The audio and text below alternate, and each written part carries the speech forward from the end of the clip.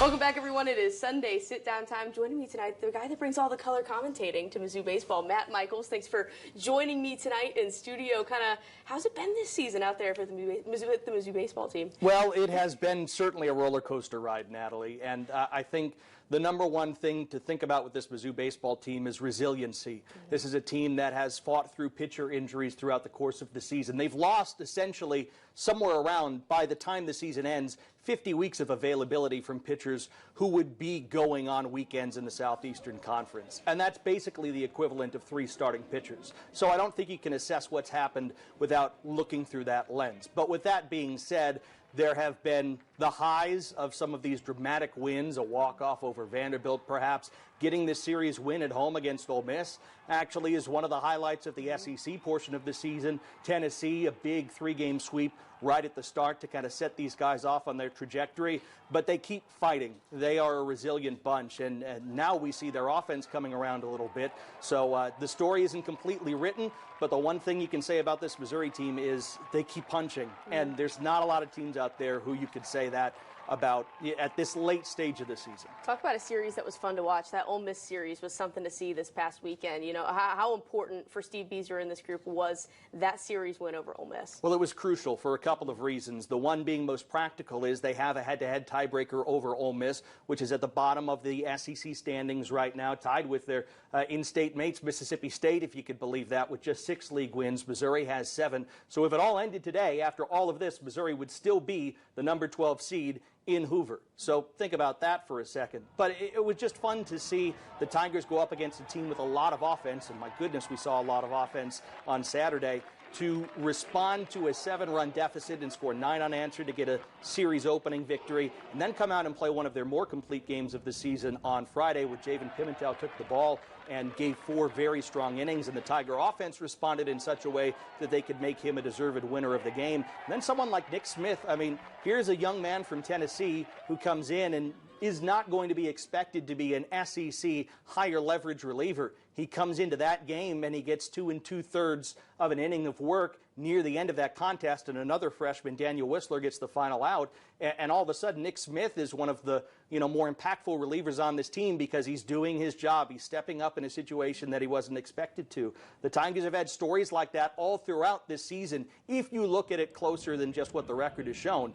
And I think the hope is for Steve Beazer and company that a weekend like this starts to set the tone for the type of baseball they were playing earlier in the season, even when they were more at full strength, to get that same sort of output in the final 2 weekends. You know, Steve Beazer, just talking to him, he says they're this close to getting over that hump multiple times this season. They seem to do that this weekend. You know, coming up, they have Georgia and then a good Auburn team coming up. You know, what do you feel like the home stretch of this regular season looks like for them? It looks like offense if they're going to be successful. It looks a lot like the series against Ole Miss, honestly. You know, there are some Tiger pitchers who have been just tired because they've had to be used so frequently. I think we saw that on Saturday against the Rebels in a very high-scoring game. So they get this week off because of finals week, and everybody will be rested when Georgia comes to town. And I think that is something to give them a good start in games. But the offense will need to continue. Luke Mann will need to continue putting this team on his shoulders. And woe be to the person who says Luke Mann won't hit a home run in a game, because he seems to do it every game now these days. And he had a hot stretch like this at the end of last year. He tied his career high with 17 home runs.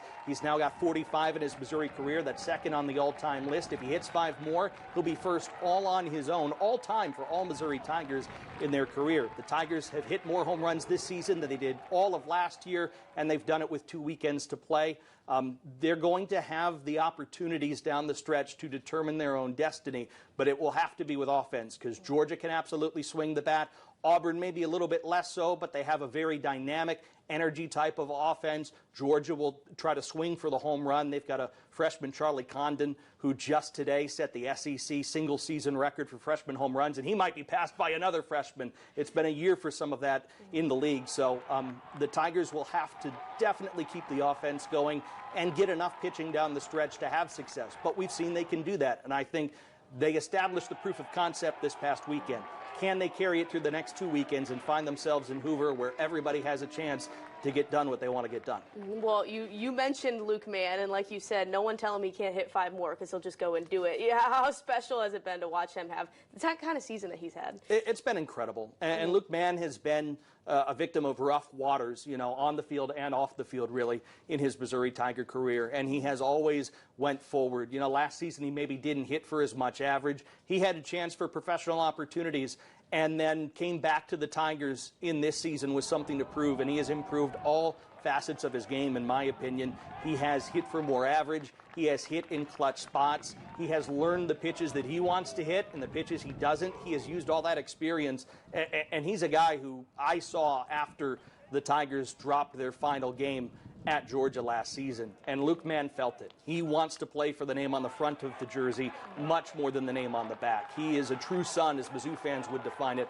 by every measure. And to see him having this level of success is really just special to watch for anybody who's been able to follow the arc of his career. And that story, again, isn't completely written. There could still be a couple more pages written in what will be the legend of Luke Mann around Mizzou baseball. Well, they've been fun to watch fight this season. As for you, I'm glad you get a little bit of a week off before we hit Georgia, right? I mean, it counts as a week off if I have a Sunday off, so I can spend some time with you. There we go. It counts as a week off to not have a midweek game. Yeah, the Tigers will have one more midweek against Indiana State next Tuesday, not this Tuesday. So a little bit of a break in a season for me, though, is like too long. Like, I want to go 2-3 days tops before there's a game, and I have to wait 5 days. That's too much for me. We're Get all me going out to to be the in ballpark. anticipation, waiting for your call on Exactly. Friday against Georgia. Awesome. Yeah. Awesome. Thanks. Well, I appreciate you making time with us on your night off. Right? Anytime, Natalie. Anytime. Awesome. For the rest of you guys, we'll be right back after the break.